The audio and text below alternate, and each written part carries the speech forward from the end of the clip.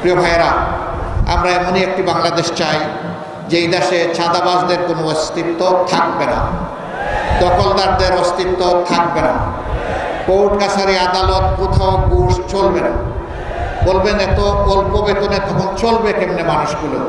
হ্যাঁ, সেই ক্ষেত্রে বেতন বৈষম্য দূর করে সেটাকে সমন্বিত করা হবে ইনশাআল্লাহ।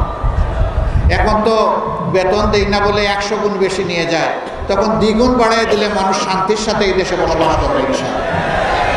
সবাইকে তার কাজের ব্যাপারে মূল্যায়িত করা হবে ইনশাআল্লাহ। আমরা এমন একটি দেশ চাই যেই দেশ হানাহানির দেশ হবে না, মানবিক বাংলাদেশ হবে। তবে নিঃসন্দেহে এমন একটি দেশ চাই যারা ফেসিবাদের কাছে মাথা নত করবে না, যারা কোনো আগ্রাসী সাম্রাজ্যবাদ মেনে নেবে না, দুনিয়ার সমস্ত দেশ হিসাবে বন্ধু হিসাবে দেখবে, কাউকে প্রভুর জায়গায় বসাবে না। এমন একটি জাতি আমরা গড়তে চাই। আপনারা কি সেই জাতি গড়তে চান? শিওর। বাংলাদেশ জামাত ইসলামী অঙ্গীকারবদ্ধ। আপনাদেরকে হাত মজবুত করতে হবে, দিল শক্ত করতে হবে, কদম চালু করতে হবে, দৃষ্টি প্রসারিত করতে হবে এবং হৃদয় প্রসারিত করতে হবে। পারবেন? বড় চ্যালেঞ্জের কথা বলে দিলাম, সহজে করা কিন্তু অত সহজ না।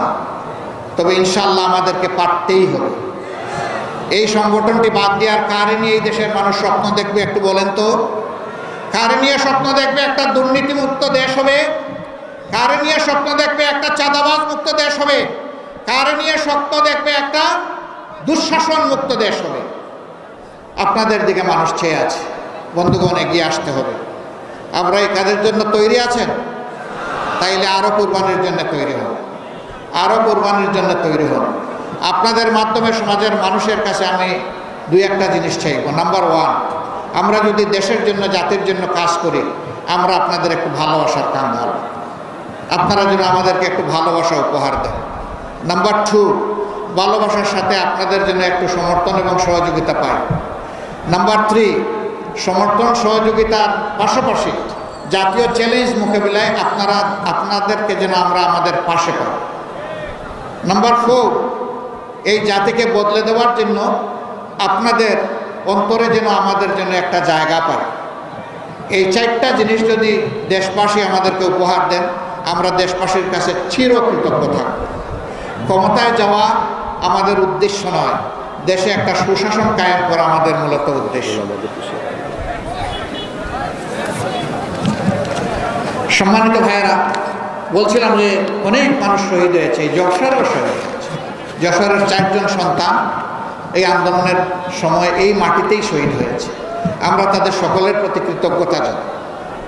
আমরা শ্রদ্ধা করে তাদেরকে অন্তরে ধারণ করব। বিগত 15.5 বছরে যারা এই ফেসিবাদের বিরুদ্ধে লড়াই করতে গিয়ে শহীদ হয়েছেন, আমি আমার ভাই বোনদেরকে অনুরোধ করব, শহীদ পরিবারগুলোকে আপনারা আপনাদের নিজের বুকে শ্রদ্ধার সাথে ধারণ করবেন, তাদের সাথে এবং পাশে থাকবেন ইনশাআল্লাহ। উলামায়ে কেরাম জাতিকে বিপদের সময় পথ দেখান। বিগত সরকার সেই উলামায়ে কেরামদেরকেও সহ্য করতে পারেনি, দফায় দফায় তাদেরকে কষ্ট দিয়েছে, হেফাজতের সাথে কি আচরণ করেছে, হাজার হাজার আলিমকে বন্দি করে হাতে হ্যান্ডকাপ, পায়ে বেড়ি, এক জেল থেকে আরেক জেলে টানাটানি এবং লাঞ্ছনাকর অপমানজনক আচরণ তাদের সাথে করেছে, সহ্য করার মতো না। অথচ সেই উলামায়ে কেরামের পিছনে দাঁড়িয়ে আমরা সকলে নামাজ আদায়, তারাই আমরা মরে গেলে আমাদের লাশটা সামনে নিয়ে জানাজার নামাজ আদায় করি। আর তাদের সাথে এই নিষ্ঠুর আচরণ, আল্লাহর আরশ কেঁপেছে সেদিন। তাদের চোখের পানিতে শহীদের রক্তের ফোঁটায় আল্লাহর আরশ নিশ্চয়ই কেঁপে উঠেছে। এই সব কিছুর ফসল হচ্ছে বর্তমান বাংলাদেশ।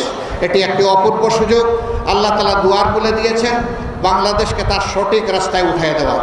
আসুন আমরা সবাই মিলে অঙ্গীকারবদ্ধ হই, একটা ঐক্যবদ্ধ ফেসিবাদ এবং সাম্রাজ্যবাদ বিরোধী জাতি গঠনের মাধ্যমে আমরা সামনের দিকে এগিয়ে যাব। প্রিয় দেশকে আমরা ন্যায় এবং ইনসাফের সৌধের উপর প্রতিষ্ঠিত করব এবং একটা সাম্যের মানবিক বাংলাদেশ গড়ব। আল্লাহ আমাদের সহায় হোক।